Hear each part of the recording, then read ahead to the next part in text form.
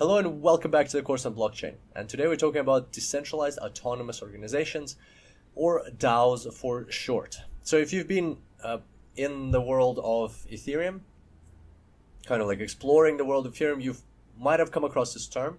So do not confuse it with the DAO. The DAO is something we'll discuss in the coming tutorial, probably the next one. That's a specific DAO. This is general DAOs. And so what are decentralized autonomous organizations? Well, let's start answering a question by asking another question. What are organizations these days? And here's an example. If you set aside all of the assets of the organization and all of the actual work they do, whether it's like physical labor, like drilling holes in the ground or laying cables or building buildings, or it could be creative work, design work, and so on. If you put those things aside, inside the organization, what runs the organization? That's the question we're asking. Well, it's usually a hierarchical structure where you have directors, managers, more managers, and then employees. And all of these people do certain things to make the company operate. And the question is, what exactly do they do? What do these people do? Well, these people follow protocols. They follow certain procedures in order to make this company operate. For example, if an invoice comes in, you need to check these things off. If they check off, then you need to pay the invoice, or you need to raise the purchase order. You pay the invoice, or if you need to invoice somebody else. No, how does it work? That's right. If the invoice comes in, then you raise the purchase order, then you pay the invoice, something like that. I haven't done that in a while. And so, like checking things off. Or another example, like if it's the end of the month, check number of employees, check their bank accounts, pay money to their bank accounts. That's all done by humans most of the time. There's lots more other examples. Those are just financial examples, but there's operational examples and lots of things that are done in an organization that are just procedures that need to be followed. There's of course room for strategy and growth of the organization and other important business decisions.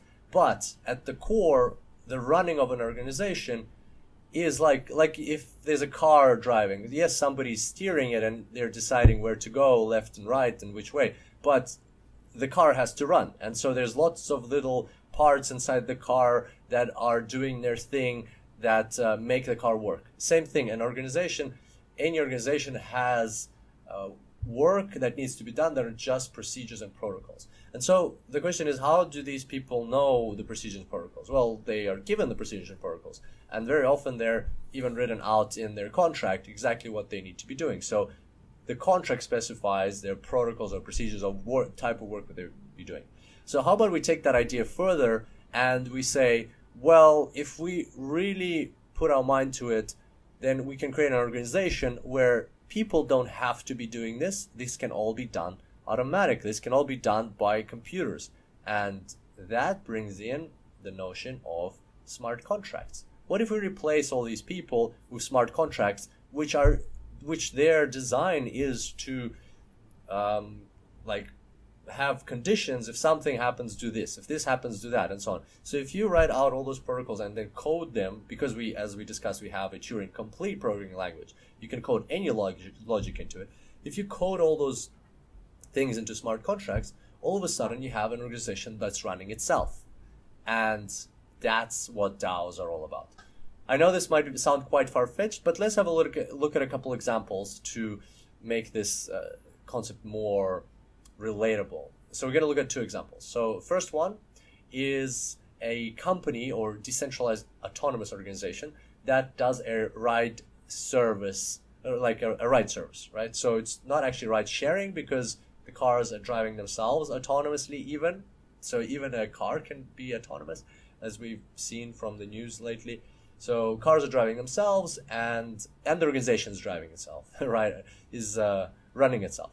So a person is waiting for a car. They want to go from their house to their work. A car appears. Person gets in the car. Car drives them all the way to work. Car drops them off at work. There's another person waiting. Now they need to go pick up this person, or yeah, so they need to go somewhere else. The car needs to go pick up another person. And the car for itself, because of the smart contracts, because of the programming that's embedded in this organization, it can decide for itself that it needs more petrol, stops by the petrol station. Then there's a smart contract that governs how it interacts with the petrol station. And the petrol station itself can have a smart contract.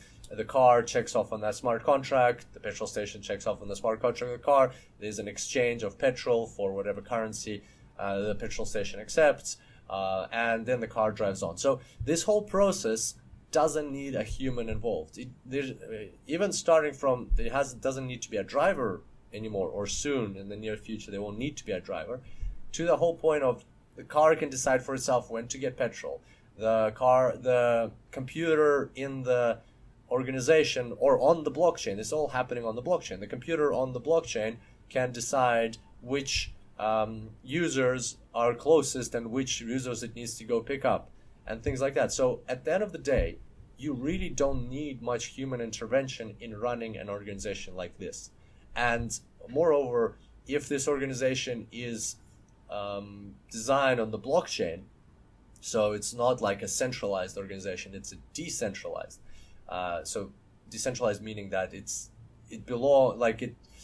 doesn't belong to, or the servers don't belong to one specific company. So even if it was founded by certain people that started it off, but because it's completely decentralized and these contracts are written out on the blockchain, the key thing here to understand is that even if that company itself like fades or fails, or like those people are no longer interested in running it, the contracts exist. The smart contracts still exist on the blockchain, and the organization is going to keep running itself. So it doesn't need that human intervention. It doesn't need a board of directors. It doesn't need managers. It doesn't need employees. It just all happens on its own on the blockchain. That's the concept of DAO. And so let's have a look at a different example. So here we've got an organization which provides a computational service from the cloud to its customers. It could be something like a proprietary machine learning algorithm to predict certain things about how like marketing is going to succeed or fail, or things like that. And so the question is, why would it be on the cloud if we have the blockchain? Well, fair point, fair point. But let's stick with this example. It's one of Vitalik's example. I really liked it. So it doesn't have necessarily to do with the blockchain, but we'll say that the smart contracts and everything that's running this organization is on the blockchain. It just, for some reason, it needs to operate from the cloud for whatever reason, just for argument's sake. And so what it would do is it would grow. This company would provide the service. It would grow, and then it would decide for itself that it's time to open another cloud service, like another computing service, and open another cloud account somewhere.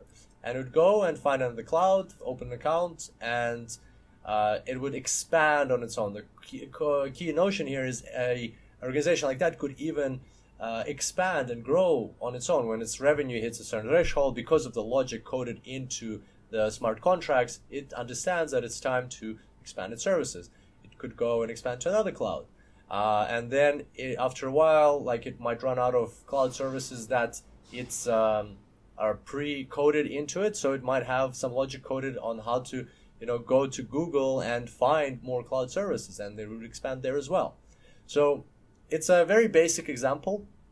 And in fact, Vitalik doesn't even, he gives this example in a different way. He calls this an autonomous agent rather than a decentralized autonomous organization.